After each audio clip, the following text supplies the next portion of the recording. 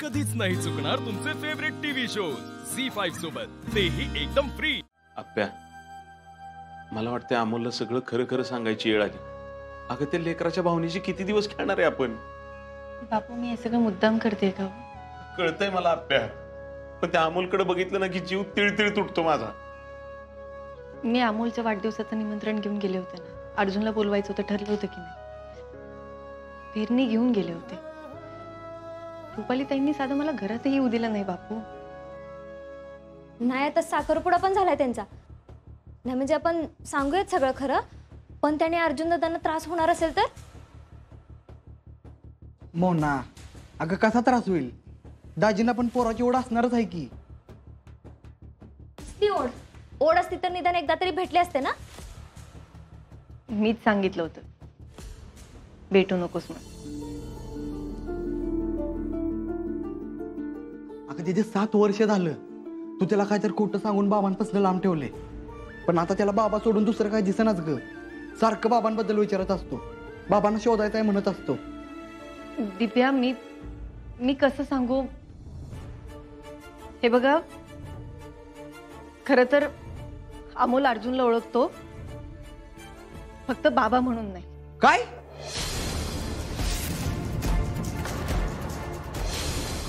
आप्या, काय सांगतेस तू? हो बापू, हे खरं आहे. आपला अमोल ज्या समर कॅम्पला जात होता आणि घरी आल्यानंतर त्याच्या मास्टरांचं कौतुक करत होता, सतत मास्टरांबद्दल बोलत होता. ते मास्टर म्हणजे अर्जुन.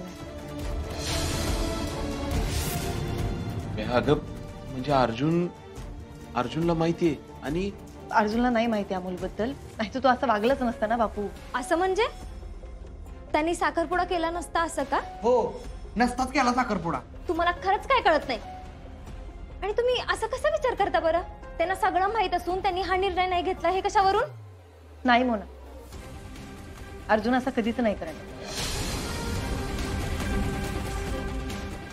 एवढं तर मी त्याला ओळखते आता. पण मला तर असंच वाटतंय. आता तुम्हाला मान्य नाही करायचं ही वेगळी गोष्ट आहे. तसं नाही म्हणा, आम्ही अर्जुनला चांगलं ओळखतो. पण बापू, अहो एवढे वर्ष बापापासून लांब राहिलेलं पोरगं जेव्हा बापाला भेटेल तेव्हा काय होईल माहितीये का तुम्हाला? आणि समजा तुम्ही भेटला तुमच्या दाजींना आणि त्यांना लळा लागला तर? आणि त्याने आईऐवजी बापासोबत राहण्याचा निर्णय घेतला तर? बघा बाबा, मी सांगायचं काम करतेय, बाकी तुमच्यावर आहे. नाही नाही, असं नाही होणार. अगं अमोलनं स्वतःनं आणून देवाऱ्यात ठेवलेत त्यांची 2 चित्र, मग तो तसा कसा वागेल? आणि तुम्ही तर एका गोष्टीचा विचारच करत नाहीये.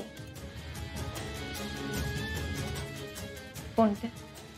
हो, आता तर त्याचं लग्न पण होतंय आणि तुम्ही अमोलला सगळं खरं सांगून तिकडे पाठवला तर याचा अर्थ काय निघणार? तुम्ही मुद्दाम त्यांच्या लग्नात मोडता घालण्यासाठी करताय.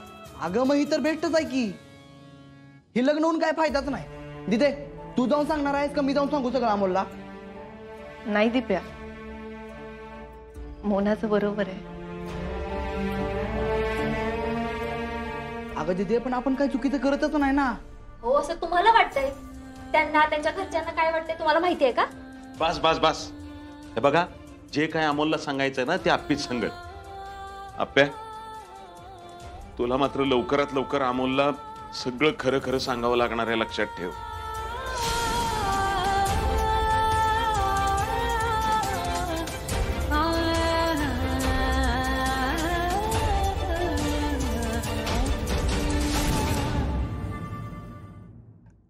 आकर आ. मामा, माहित आहे नाश्ता? मग मामा मला सांग, तुला खायला काय काय आवडतं रे? आपलं कसं आहे माहितीये का, भुकाच्या तावडीत आपल्या समोर जे येईल ना ते आपल्याला आवडतं. तुम्ही काय असताय? आता तुम्ही सांगा, तुम्हाला खायला काय आवडतं? आता मामानं दिलेलं चॉकलेट आवडतं माहित आहे मला, पण दुसरं काय तर सांगा. माझ्या आजची फिरणी पहिल्यापासून जगातली बेस्ट फिरणी बनवते. रामोल, तुझ्या माच्या हातची फिरणी कोणाला नाही आवडणार? काय बापू, होय रे दीप्या, खरंच आहे तुझं. आप्या, तुझ्या आजची फिरणी खाल्ली ना की जीवाला अगदी गार वाटतं बघ. हो अगं तिथे. अगं पण तू लय दिवस झालं फिरणी बनवली नाही. अरे असं कसं म्हणतोस दीप्या? सरकार आलते तेव्हा केलती की. बापू आज बनवते फेर.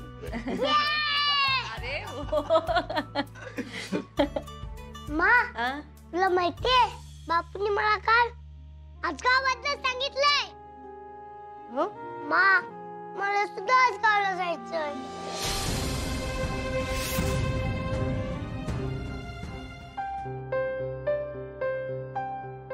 साहेब, मॅडमनी तुमच्यासाठी फिरणी आणली. चिंचुके, आत्ता आपण इथं कशाला आलोय? सॉरी साहेब. सगळी तयारी झाली? हो सर, सगळं रेडी आहे. मॅडम येतील आता, मीटिंगला सुरुवात करूया आपण. Yes sir. Madam bus please.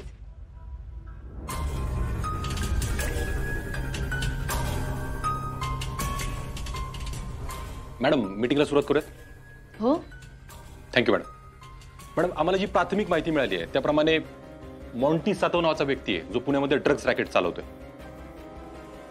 तर मॅडम, मॉन्टी सातव विषयी आपण मागेही ऐकलं होतं.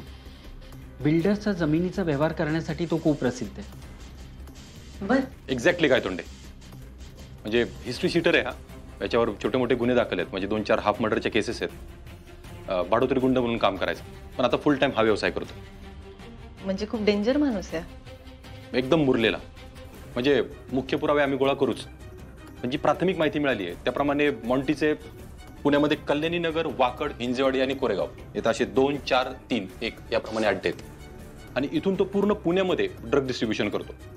तर मॅडम, ह्याला सबूळ नष्ट करायचं असेल ना तर त्याच्या सगळ्या अड्ड्यांवर एकाच वेळी दाट टाकणं गरजेचं आहे. हो, पण मग त्यांनी स्वतःची सुरक्षेची व्यवस्था केलीच असणार ना?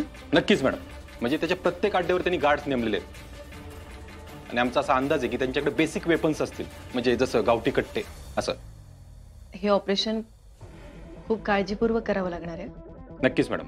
म्हणजे जेवढं वाटतंय तेवढं सोपं ऑपरेशन नाहीये, पण महाराष्ट्र पोलिसांसाठी अशक्य असं काहीच नाही. फक्त आपल्याला काही गोष्टींची काळजी घ्यावी लागेल. चिंचुके, थँक्यू. मॅडम, ही मॉन्टी सातवची हिस्ट्री फाईल आहे. म्हणजे आम्ही त्याच्या एका अड्ड्यावर पूर्वी धाड टाकली होती. तो आपल्याला वाटतो त्यापेक्षा जास्त स्मार्ट आणि जास्त हुशार आहे. म्हणजे आम्ही त्याच्या एका अड्ड्यावरून दुसऱ्या अड्ड्यावर पोहोचेपर्यंत तिकडे काहीच राहिलं नव्हतं. त्यामुळे आमच्या हाती काहीच लागलं नाही. त्यामुळे त्याच्या सगळ्या अड्ड्यांवर एकाच वेळी धाड टाकायची असेल ना तर मला जास्त पोलीस फोर्सची गरज लागेल. अर्थात.